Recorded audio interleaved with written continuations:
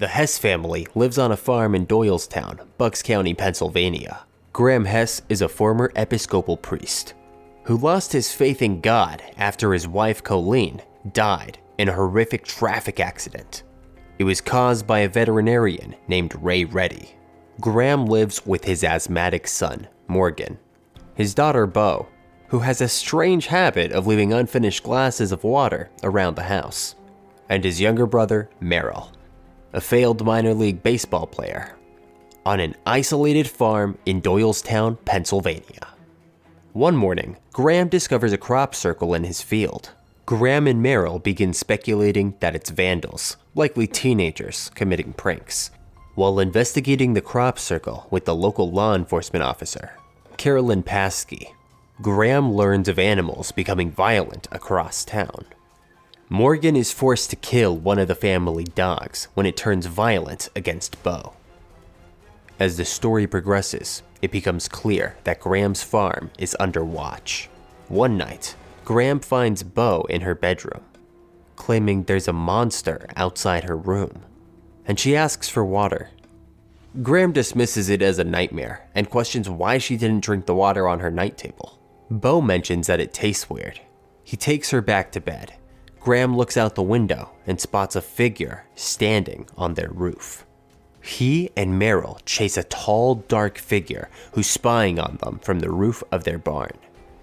The mysterious being disappears into the crops, moving faster and disappearing far more easily than anyone can explain. The next day, Graham instructs Bo to go to bed, handing her a glass of water, but Bo refuses. Morgan takes the glasses away, but notices more all over the house. Carolyn returns, and they begin retelling what happened. Unfortunately, the brothers can't provide a detailed description other than the intruder being big and fast.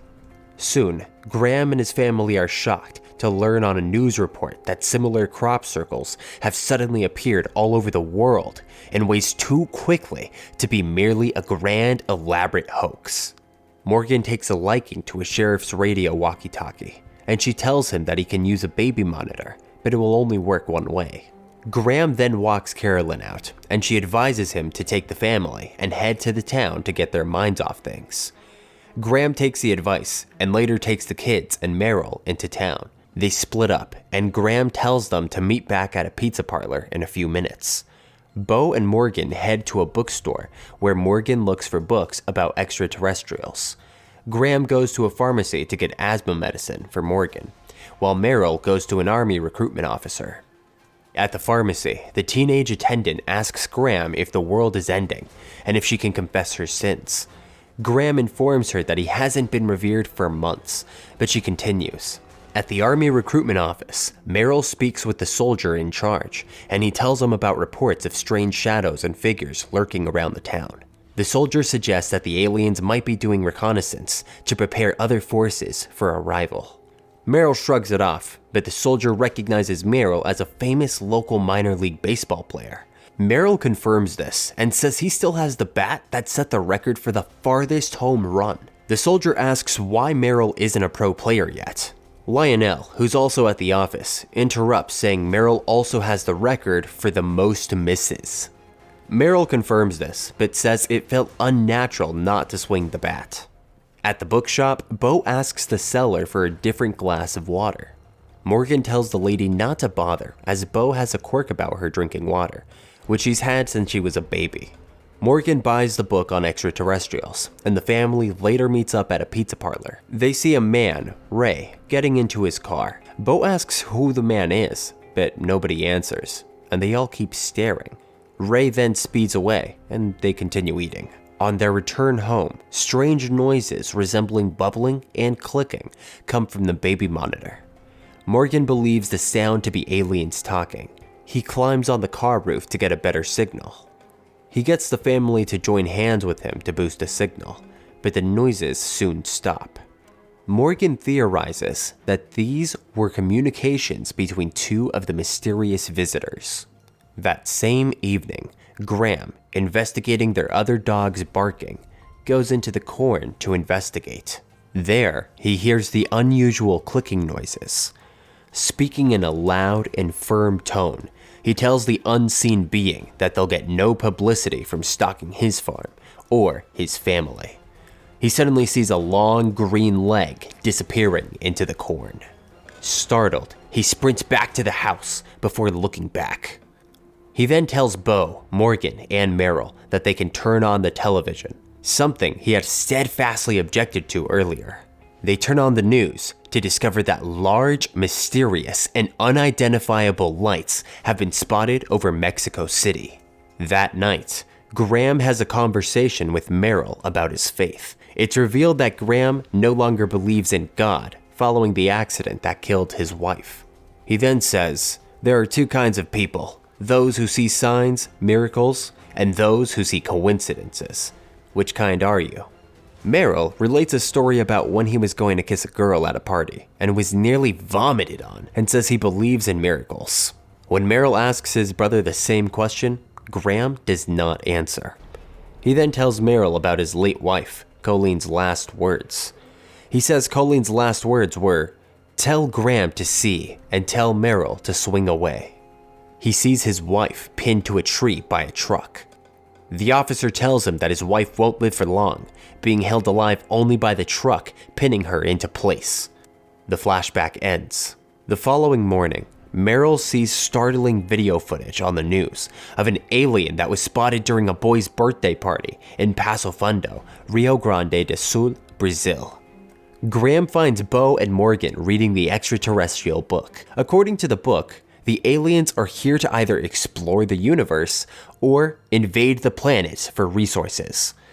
Graham flips through the book and sees a farmhouse eerily resembling their own. He sees 3 bodies, an adult and 2 children, sprawled out on the side. The phone suddenly rings, and Graham answers it, hearing only one word. He then decides to take a short visit to Ray Reddy's house, as he believes it was him who called. Graham is visiting Ray for the first time since the incident. Graham finds Ray staring blankly out his car window and bleeding. Ray apologizes for the accident that occurred and says that he had been exhausted from work that day. Had he fallen asleep a few seconds earlier, he wouldn't have hit Colleen. He fell asleep at the exact location where Colleen had been walking, saying it as if it was meant to happen, implying that it didn't feel like a coincidence. Ray tells Graham that they don't like the water, meaning the aliens, and that a lot of people have gone to the lake. Before driving away and leaving Graham in the driveway, Ray tells him that he trapped one in the pantry. In an extended scene, Graham investigates. He takes a carving knife from the kitchen and attempts to use it like a mirror to catch the intruder's reflection from under the pantry door. When he does so, fingers that are not human try to claw at his hand from the other side. Startled, Graham uses the knife to cut off the fingers and quickly departs. Graham returns home and proposes to his family 2 options. Go to the lake in the hope that the aliens do not like water, or stay home. After a family vote, in which Graham says that his vote counts for 2 on behalf of his dead wife, the family decides to stay home, and they board up all the doors and windows. While Graham and Meryl do so, Morgan and Bo watch the news and find out that the mysterious airborne lights are now visible over approximately 274 cities worldwide, appearing within a mile of crop signs, and the appearances are growing rapidly.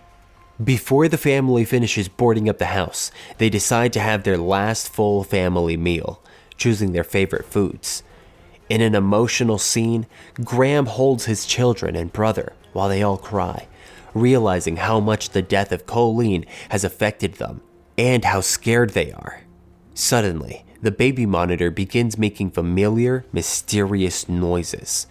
Graham checks the television, only to see it's no longer broadcasting. They then board up the last doors and windows and go to the living room, waiting for the aliens. Their dog, who was accidentally left outside, begins to bark alarmingly, but it's quickly silenced with a yelp. Soon after, something can be heard climbing onto the roof and breaking into the attic. When Meryl realizes that no one boarded up the attic access door in the ceiling, the family retreats to the basement. The intruders soon find the basement door and try to break in. Needing something to brace the door, Meryl grabs a mattock, accidentally smashing their lantern. When they find a flashlight, Graham sees that Morgan is standing near an old coal chute. Suddenly, an alien hand grabs Morgan. Meryl covers the chute with large bags of dog food. When he looks back at his brother, he sees him distressingly cradling Morgan, who's having an asthma attack, and without his inhaler. Graham curses God and his faith for letting Morgan suffer needlessly while Meryl and his daughter watch. They eventually decide to save the batteries in their flashlights and turn them off. The family hides out in the basement until morning. Graham desperately coaching his son to breathe all night despite the asthma attack. They hear on the radio that a method of fighting the invaders has been developed and they're now retreating, even leaving behind their wounded. Graham decides they should all venture up from the basement for medicine to treat Morgan. Seeing that there's no signal coming in from the walkie-talkie, Graham and the family head upstairs. They find the house ransacked but empty. Meryl tells Graham that there were reports of people battling back against the invaders, and that some humans had been killed when the aliens sprayed them with poisonous gas. Meryl tells Graham that he never wants to see his brother lose his faith and look as scared as he did in the basement. Suddenly and unexpectedly, they come face to face with an alien for the first time, and it grabs Morgan before anyone can react. It holds him hostage and extends a spiny tube from its wrist, threatening to spray Morgan's face with poisonous gas. The remainder of Graham's flashback to Colleen's death is revealed. She's still coherent as she dies, and tells Graham that she loves him, followed by her final words, as she says to tell Morgan to keep playing his games, and tell Bo to listen to Morgan as he'll protect her. She tells Graham to see, and finally, she says to tell Meryl to swing away. Graham finally makes sense of his wife's dying words. She was telling him to see the signs, to see that there are no coincidences. Back in the present, Graham spots Meryl's trophy baseball bat on the wall and tells Meryl to swing away. Meryl calmly grabs his bat and attacks the alien as it releases the poison, which after drops Morgan. Graham grabs Morgan, and Meryl keeps hitting the alien. It falls, and water gets spilled on it.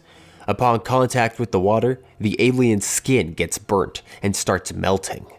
Meryl quickly realizes that water is deadly to the alien, and uses the unfinished glasses of water Bo left all over the house to defeat the alien, while Graham takes Morgan outside and administers his asthma medication.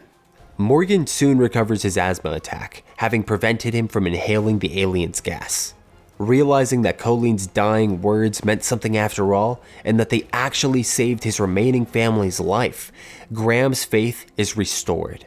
The children and Meryl appear to have recovered and rebounded from their grief and the alien attack. The final scene shows winter weather outside, as Graham is back in his clerical suit, preparing for Mass. That was really interesting. I like that Bo's random water cups actually came in clutch. What did you think about the wife's last words? Let me know your thoughts in the comment section below. And hey, while you're at it, make sure to click the like and subscribe button. Okay, if you want to keep binging movie recaps, make sure you click this next one that's on screen now. It is going to blow your mind. Thanks for watching, and I'll see you in the next movie recap.